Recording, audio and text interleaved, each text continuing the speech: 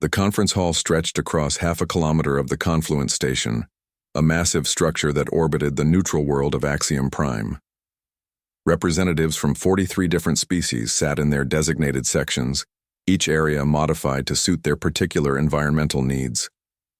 The Vorathi occupied crystalline chambers filled with methane gas. The aquatic Telson floated in suspended water spheres. The Sindari needed no special accommodation, their telepathic minds comfortable in any atmosphere their bodies could survive. Ambassador Chen Wei sat in the human section, a modest space near the back of the hall. It had been designed for a species considered young and relatively unimportant in galactic affairs. She wore a simple dark suit, her gray hair pulled back in a practical bun. At 73 years old, she had served as Earth's primary representative to the Galactic Confluence for 15 years. She had learned to keep her face calm and her thoughts hidden. The holographic display at the center of the hall showed a horrifying image. A world burned. The planet's surface glowed orange and red as massive ships hung in orbit above it, drawing away its atmosphere like vampires drinking blood. The world had been home to 6 billion Kelthans just 3 days ago. Now it was a dead rock. The Devourers have crossed into Confluence space, announced High Chancellor Vexthar, a Vorathi whose crystalline body pulsed with concerned blue light. This is the third world they have consumed in 2 months. Our intelligence suggests their fleet numbers in the tens of thousands. Murmurs of fear rippled through the assembly. The Devourers were not a species anyone understood. They had appeared from dark space beyond the galactic rim 5 years ago. They did not communicate. They did not negotiate. They simply arrived, stripped worlds of all resources, and moved on. Entire civilizations vanished before them. Admiral Thexkar of the Krogan Empire rose to his feet. He stood nearly 3 meters tall, his scaled body covered in ceremonial armor that had been worn by Krogan warriors for 10,000 years. The Krogan had been the military backbone of the Confluence for millennia. They took pride in their strength. The Krogan First Fleet will engage these creatures, Thexkar declared, his voice booming across the hall. We have fought and defeated every threat to Confluence peace for 3,000 years. These Devourers will learn to fear us. Chen Wei watched the Admiral carefully. She saw the confidence in his posture, the absolute certainty that Krogan might would prevail. The Krogan maintained a fleet of 3,000 capital ships, each one a fortress bristling with weapons. It was the largest military force any single species had ever assembled, or so everyone believed. What of the smaller species? Asked a Sindari matriarch, her voice echoing directly in everyone's mind. The Kelthans had no military fleet. The Devourers targeted them first. Will the weak simply be sacrificed? All Confluence members will be protected, Vexthar assured her. However, we must be realistic. Species with limited military capacity should prepare evacuation protocols. The Krogan cannot be everywhere at once. Chen Wei felt dozens of eyes turned toward the human section. She knew what they were thinking. Humanity had joined the Confluence 200 years ago, young and eager. They had submitted their fleet documentation as required by law. 47 capital ships, 300 cruisers, perhaps 2,000 support vessels. Enough to patrol human space and contribute to peacekeeping missions, but nothing that would matter in a real war. Ambassador Chen, called Vexthar, does humanity have any contribution to offer? She rose slowly, feeling the weight of attention on her. We will defend our worlds with everything we have. We ask only that the Confluence honor its commitment to mutual defense. Thexkar laughed, a harsh barking sound. The humans can barely protect their own colonies. They will be observers in this war, nothing more. When the Krogan have destroyed these Devourers, perhaps humanity will sing songs of our glory. Chen Wei met his eyes without flinching. Perhaps, she said quietly, and sat back down. The meeting continued for another 3 hours. Defense strategies were discussed. Fleet deployments were planned. The Krogan would lead the military response, supported by Vorathi defensive shields and Sindari intelligence gathering. Smaller species would provide logistical support. Humanity's role was barely mentioned. When the session finally ended, Chen Wei walked alone through the station's corridors. Other ambassadors avoided her, some out of pity, others out of simple disinterest. A species with fewer than 50 capital ships had nothing to offer in a war of this scale. She reached her private quarters and sealed the door. Only then did she allow herself a small smile. She activated her secure communication terminal, one that used quantum encryption technology the Confluence didn't know humanity possessed. "This is Chen Wei. Authorization code Midnight Sun 77 Delta." The screen flickered. The face that appeared belonged to Admiral James Okoro, commander of Earth's Defense Forces. He sat in a command center somewhere deep beneath the African continent, surrounded by holographic displays showing star charts and fleet positions. "Ambassador," he said, "we watched the meeting. Thexcar was particularly entertaining." "The Krogan believe they'll save the galaxy," Chen Wei said. "How long do we have?" "Our deep space monitoring network detected Devourer movements 3 days ago. They're not heading for Krogan space or the core worlds. They're coming straight for us. New Sarajevo will be their first target. They'll hit the colony in 72 hours. Chen Wei closed her eyes. New Sarajevo was home to 40 million humans. It was one of humanity's oldest and most developed colonies. It also appeared to be one of humanity's most poorly defended worlds. According to official Confluence records, New Sarajevo had 8 patrol ships and minimal defensive installations. "Are we ready?" she asked. "We've been ready for 200 years, Okoro replied. "New Sarajevo's garrison is in position. The fortress is armed and awaiting orders. Captain Rodriguez sends her regards. Tell her to make it convincing. The entire Confluence will be watching. They'll get a show they won't forget." Chen Wei disconnected the call and walked to her window. The stars gleamed against the black of space, countless points of light representing countless worlds. For 2 centuries, humanity had played the role of the weak newcomer. They had reported only a fraction of their military strength. They had built their real forces in secret, hidden inside asteroids and beneath colony surfaces. They had studied the Confluence's history and learned a bitter lesson. Every species that had shown its full strength too early had been conquered or controlled by the elder races. The Krogan dominated through military might. The Vorathi controlled trade through their monopoly on shield technology. The Sindari influenced policy through their telepathic networks. The Confluence was not a federation of equals. It was a hierarchy where the strong commanded and the weak obeyed. Humanity had refused to be weak, but they had learned to appear that way. 3 days from now, that appearance would shatter. Chen Wei looked at her reflection in the window. Behind her calm exterior, she felt the weight of what was coming. Humanity had gambled everything on this moment. If their deception was revealed too soon, the elder races might turn against them. If they revealed their strength too late, the Devourers would destroy them. The timing had to be perfect. She thought of New Sarajevo, of the 40 million people who had no idea what their world truly was.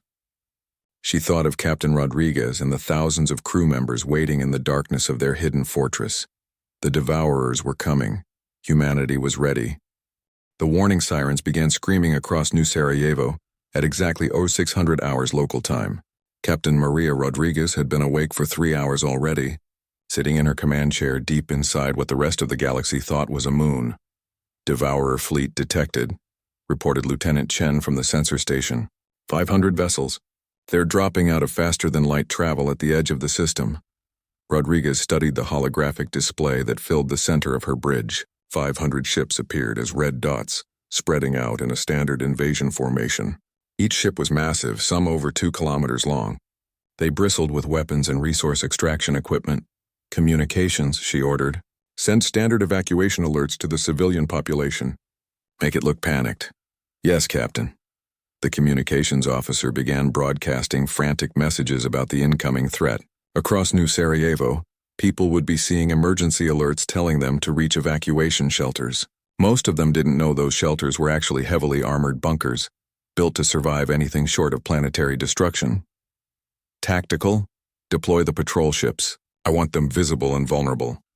8 small patrol ships launched from New Sarajevo's orbital platforms. They were genuine patrol vessels, nothing hidden about them. They moved to intercept the Devourer fleet.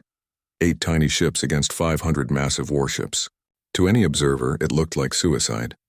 On the Confluence observation station 3 light hours away, Ambassador Chen Wei watched the same display.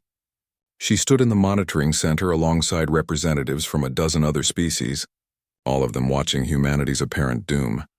"They should retreat," said a Telson diplomat, his aquatic body rippling with distress. 8 ships cannot stop this. "Humans are stubborn," Thexkar rumbled. The Krogan admiral had come to observe personally. "They will die bravely but pointlessly. The Krogan fleet is still 6 days away. By the time we arrive, New Sarajevo will be ash." Chen Wei said nothing. She simply watched.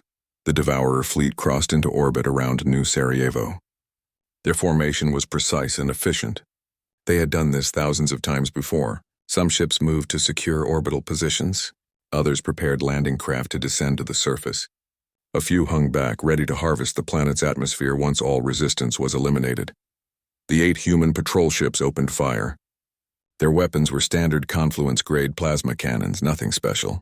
The shots splashed harmlessly against Devourer shields. Then something changed. Rodriguez watched her tactical display as the enemy fleet settled into their positions.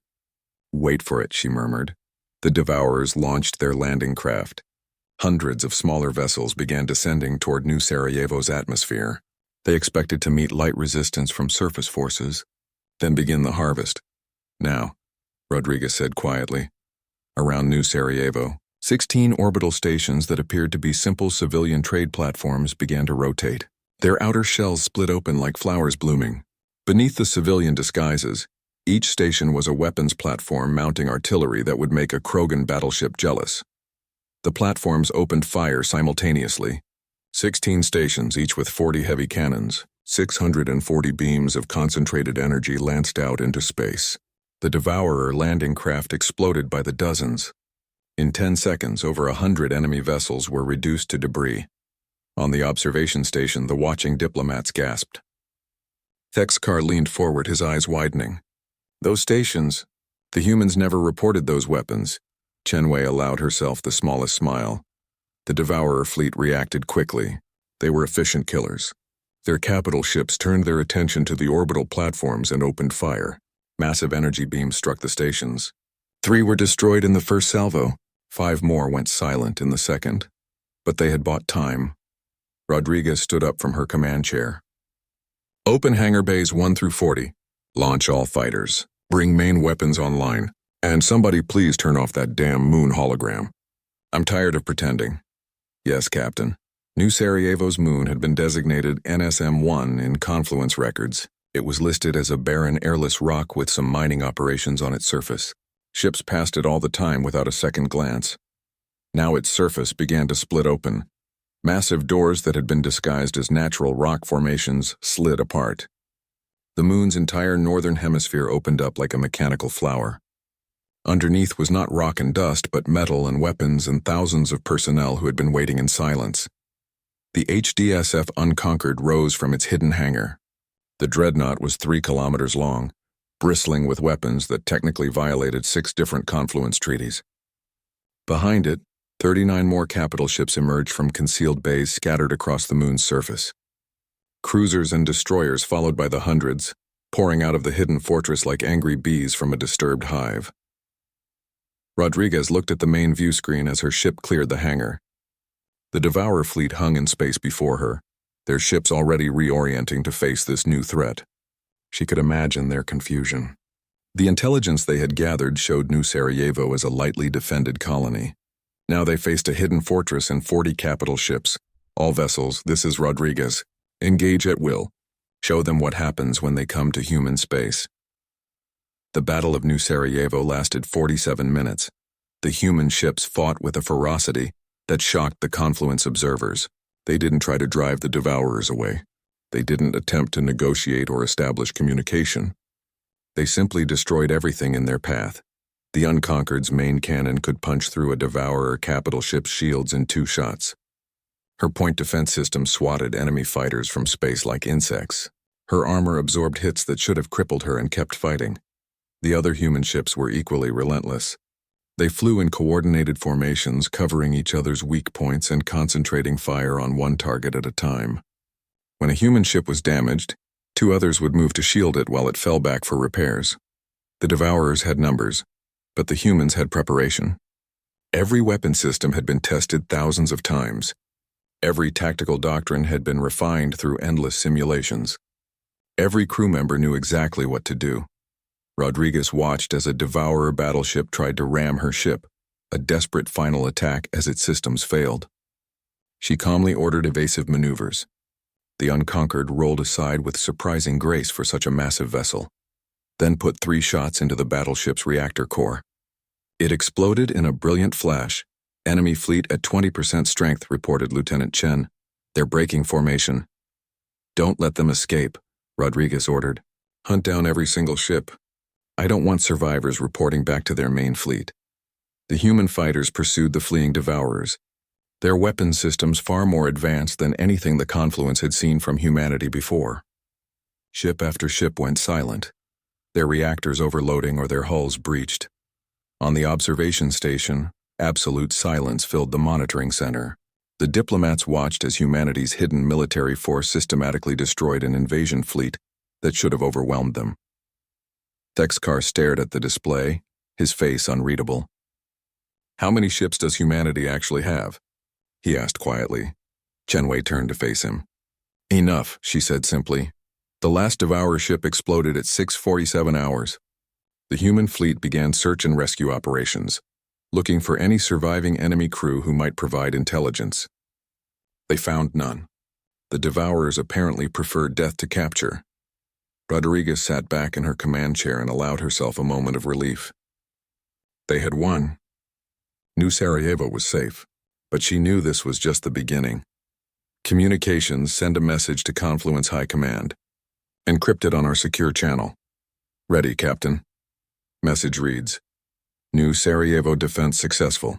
Devourer fleet destroyed. 0 civilian casualties. Human military losses. 3 orbital platforms, 12 fighters, no capital ships. We are prepared for follow-up attacks. She paused, then added, And someone please inform the Confluence that this was one colony. We have 88 more. The message was sent. Across the galaxy, humanity's secret was revealed. They were not weak. They had never been weak. They had simply been waiting for the right moment to show the universe what they truly were. The Galactic Confluence High Council chamber had never been so full. Every species with voting rights had sent representatives. Even those who rarely attended, who usually sent proxies or simply abstained from galactic politics, had come in person. They all wanted to hear humanity's explanation. Ambassador Chen Wei walked through the center aisle, feeling thousands of eyes upon her. Some looked at her with fear, others with anger, a few with something that might have been respect. She reached the central platform and stood before the assembled council, her hands folded calmly behind her back. High Chancellor Vexthar's crystalline form pulsed with agitated red light. Ambassador Chen, this council demands an explanation. Humanity reported a fleet of 47 capital ships. Our observers witnessed 40 capital ships emerge from a single colony's moon. How do you explain this discrepancy? With pleasure, Chancellor, Chen Wei replied. Her voice was calm and steady. The answer is simple. We lied. Shocked murmurs rippled through the chamber. Several delegates rose from their seats in outrage. Thexkar's roar cut through the noise like a blade. You admit to violating Confluence law? The Krogan admiral's face twisted with fury. Military fleet reporting is mandatory. Every species must submit accurate documentation. Every species does submit accurate documentation, Chen Wei said. Except us. We chose not to. This is outrageous, shouted a Vorathi trade minister. The penalties for such deception are severe. Humanity will be sanctioned, possibly expelled from the Confluence. Chen Wei waited for the noise to die down. When she spoke again, her voice carried to every corner of the vast chamber. Before we joined the Confluence, we studied your history, all of it. We read about the Kelmar Collective, who showed their advanced weapons technology and were immediately conquered by the Krogan Empire. We learned about the Thandril people, whose powerful fleet made them a threat. So the Vorathi and Sindari worked together to economically strangle them into submission. We discovered records of a dozen species who were strong, who were capable, who were honest about their abilities. Every single one was either controlled, conquered, or forced into vassal status by the elder races. She paused. letting her words sink in. We learned that in the confluence, showing strength makes you a target. So we chose to appear weak. We reported a fraction of our military capabilities. We built our real forces in secret. We prepared for the day when someone would come for us, and we made sure we would be ready to defend ourselves. A Sindari matriarch's telepathic voice echoed in everyone's mind. You deceived the entire confluence for 200 years? Yes, Chen Wei said simply. Every merchant convoy was a military logistics drill. Every mining operation was actually shipyard construction. Every civilian station in our space was a hidden fortress. We knew a threat like the Devourers would eventually come. We just didn't know when. Vexthar leaned forward. How many ships does humanity actually possess, Ambassador? Chen Wei took a breath. This was the moment that would change everything. Our current fleet consists of 12,847 capital ships, 89,000 cruisers and destroyers, approximately 2 million support vessels. We also maintain 67 mobile fortresses, each one comparable in size to this station. The silence that followed was absolute. Even the background hum of the station's life support system seemed to pause. Thexkar was the first to react. The Krogan admiral stood up, his chair clattering behind him. Impossible. No species has ever maintained a fleet that large. The resources required, the personnel, the infrastructure.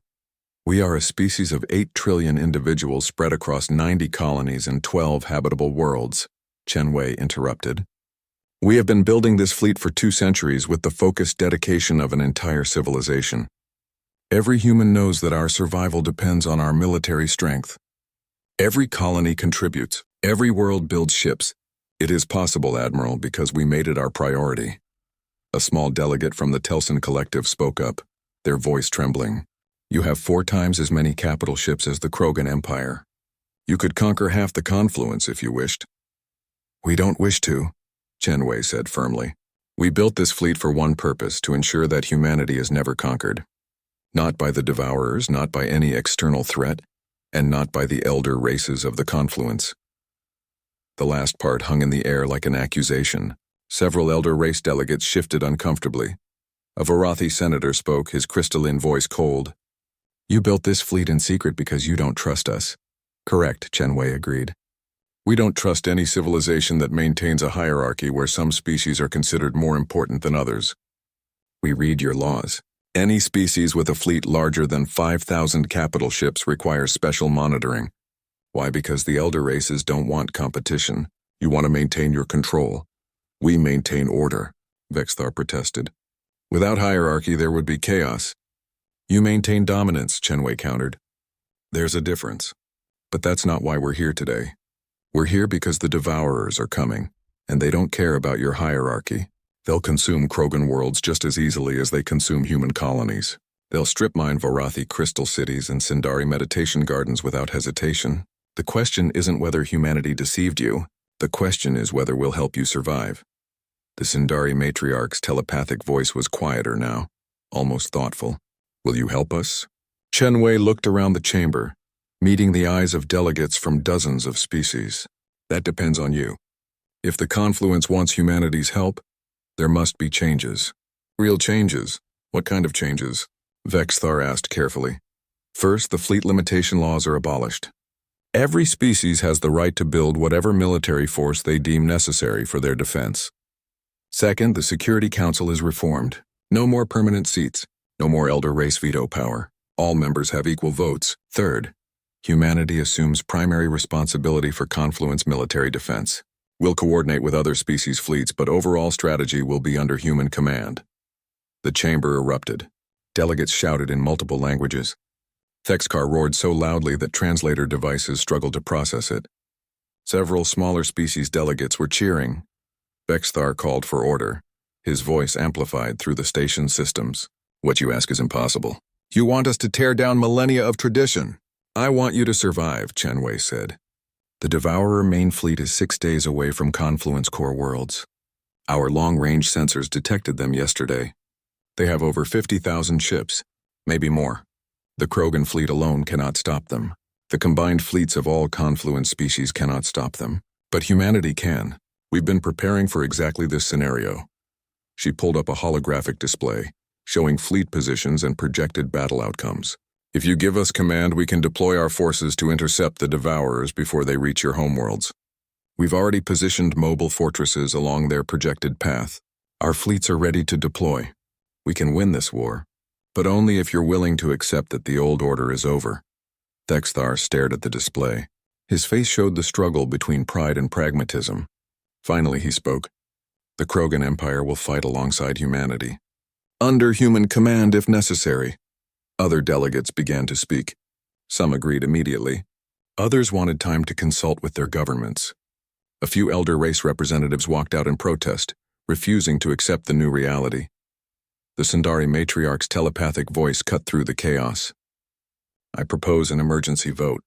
All those in favor of accepting humanity's terms and granting them military command authority, signal now." The vote was not unanimous. Several elder race delegates voted against it. Some abstained, but the majority voted yes. They voted yes because they were afraid of the Devourers. They voted yes because humanity had proven their capability at New Sarajevo. They voted yes because, for the first time in millennia, the weak species outvoted the strong. Chen Wei watched the tally appear on the display. "The motion passes," Vexthar announced, his voice hollow. "Humanity is granted emergency military command authority for the duration of the Devourer crisis." "Thank you, Chancellor," Chen Wei said. She turned to address the entire assembly. "To all confluent species, humanity did not ask for this responsibility. We would have preferred to remain hidden, protecting our own worlds and letting the galaxy sort out its own problems. But the Devourers forced our hand. Now that we're revealed, we'll do what we do best. We'll fight, and we'll win." She activated her communicator. "Admiral Okoro, this is Ambassador Chen. You have authorization to deploy the fleet. Show them what humanity has been building." "Acknowledged, Ambassador," came Okoro's reply. "Mobilizing now." Across human space, in hidden shipyards and concealed fortresses, humanity's true military might began to move. 12,000 capital ships received their orders. 89,000 cruisers and destroyers fired up their engines. 2 million support craft began coordination protocols. The largest military fleet ever assembled by a single species was going to war, and the galaxy would never be the same. The void between stars was supposed to be empty.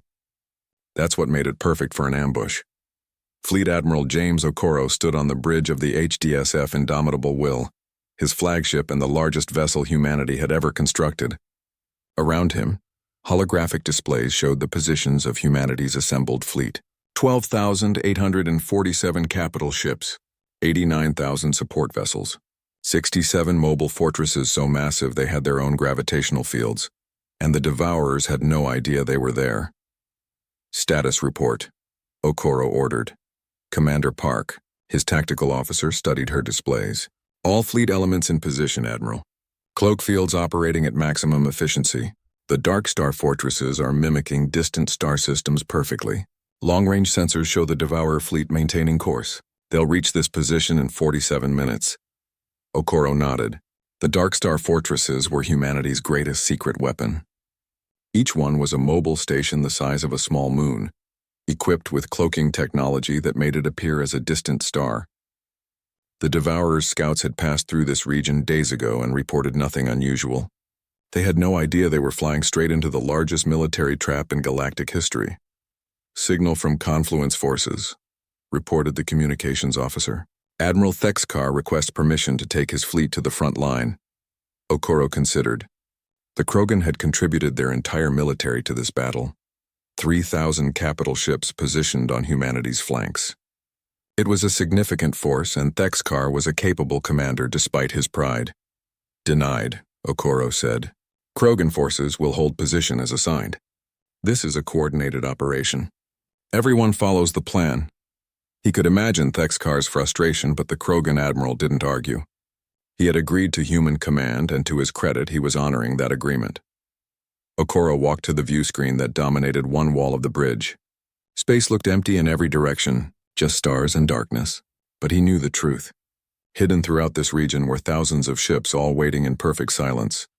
"Admiral, the Devourer fleet is dropping out of faster-than-light travel," Park announced. "Distance 200,000 kilometers. Sensors reading 52,000 vessels. They're larger than expected, 52,000. Okoro felt his stomach tighten. Their intelligence had estimated 50,000, maybe less. Every additional ship meant more human casualties, more lives lost.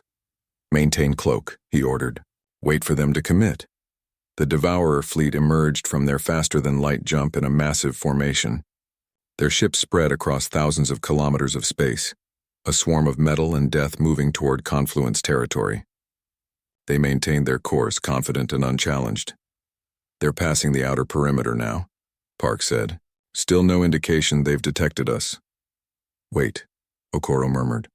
The Devourer fleet continued forward, their sensors scanning ahead for any threats. They found nothing.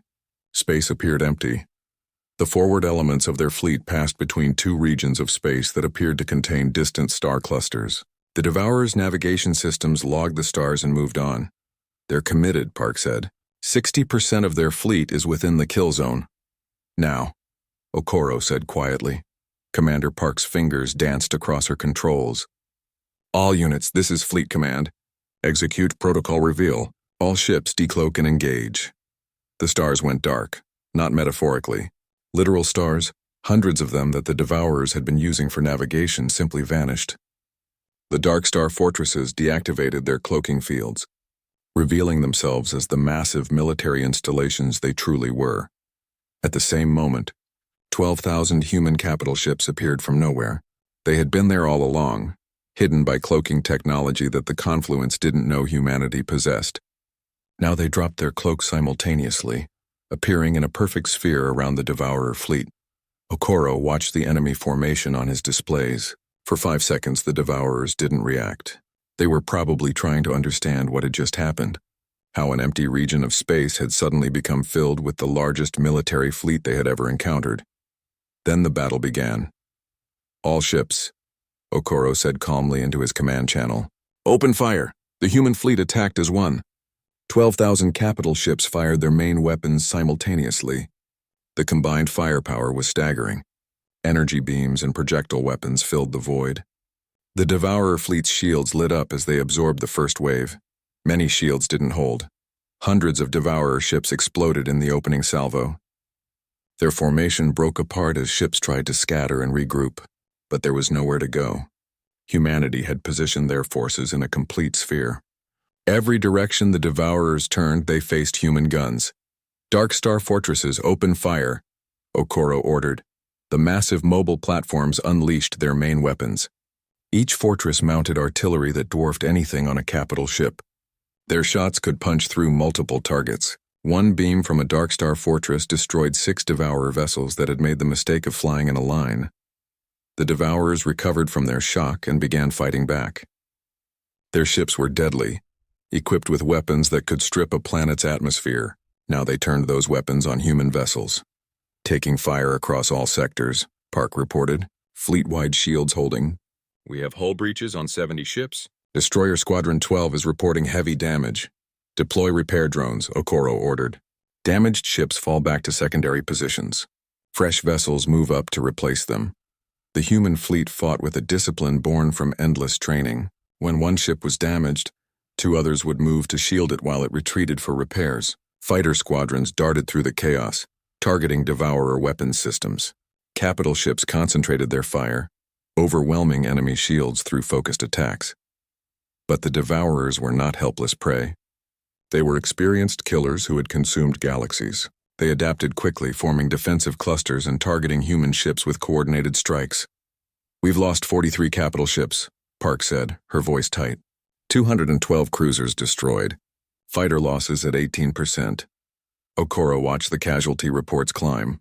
Each number represented hundreds or thousands of lives, sailors and soldiers who had volunteered to defend humanity. He felt the weight of every death, but he couldn't let emotion interfere with command. Continue the attack. Implement Protocol Thermopylae. Park hesitated. Admiral, that protocol accepts heavy casualties in exchange for... I know what it accepts, Commander. We hold this position. We don't retreat. We don't withdraw. We destroy every single Devourer ship, no matter the cost. If we let them escape to warn their main forces, they'll know our capabilities. This has to be a complete victory.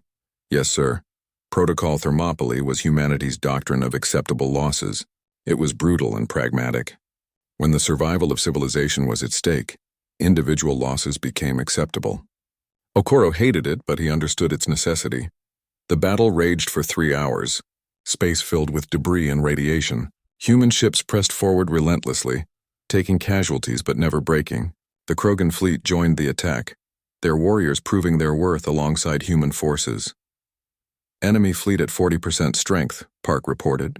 They're trying to break out towards Sector 7. Close the gap, Okoro ordered. Don't let any ships escape. Deploy the reserve fleet. 3,000 capital ships that had been held back now jumped into the battle, cutting off the Devourer's escape route. The enemy fleet was completely surrounded, trapped in a sphere of human guns. The Devourers fought with desperate fury. Their ships rammed human vessels when their weapons failed. Some tried to self-destruct, hoping to take human ships with them. But humanity's forces were relentless. Enemy fleet at 10% strength, Park said. They're breaking formation. Individual ships attempting to scatter. Hunt them down, Okoro said coldly. Every single one. Human fighters pursued the fleeing Devourers across thousands of kilometers. Ship by ship, the enemy fleet was destroyed. Their hulls were breached. Their reactors overloaded. Their crews died in the cold vacuum of space. Finally, after 4 hours and 17 minutes of continuous battle, Commander Park looked up from her display. Admiral, all enemy contacts destroyed. The Devourer fleet is eliminated. Okoro closed his eyes briefly. Casualty report. 2,147 capital ships lost. 7,300 cruisers destroyed. Fighter losses at 42%. Total casualties estimated at 1.3 million personnel. 1.3 million dead. More than humanity had lost in any previous war in their history. More than had died in the colonization of space. More than had perished in Earth's worst conflicts. But 52,000 Devourer ships were destroyed. An entire invasion fleet eliminated. Damage assessment? Okoro asked.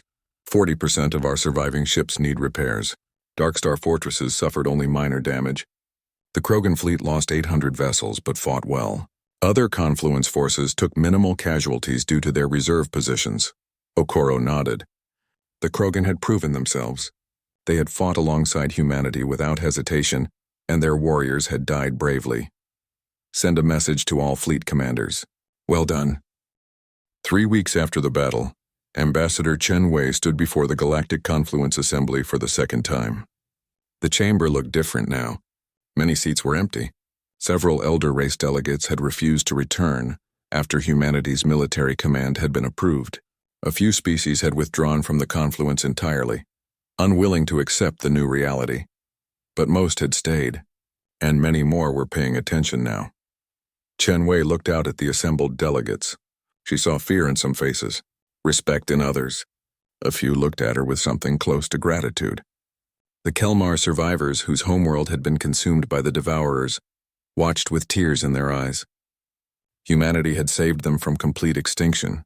3 weeks ago, humanity revealed what we truly are, she began. We showed you a military fleet that none of you knew existed. We demonstrated technology that violated treaties we signed. We admitted to 200 years of deception. Many of you are angry about this. Some of you feel betrayed. I understand these feelings. She paused, letting her words settle. But I will not apologize for what we did. Humanity learned a hard lesson long before we reached the stars. We learned it in our own blood, on our own world. The lesson is simple. Trust must be earned, not demanded. And the powerful cannot be trusted to protect the weak unless the weak have the power to protect themselves.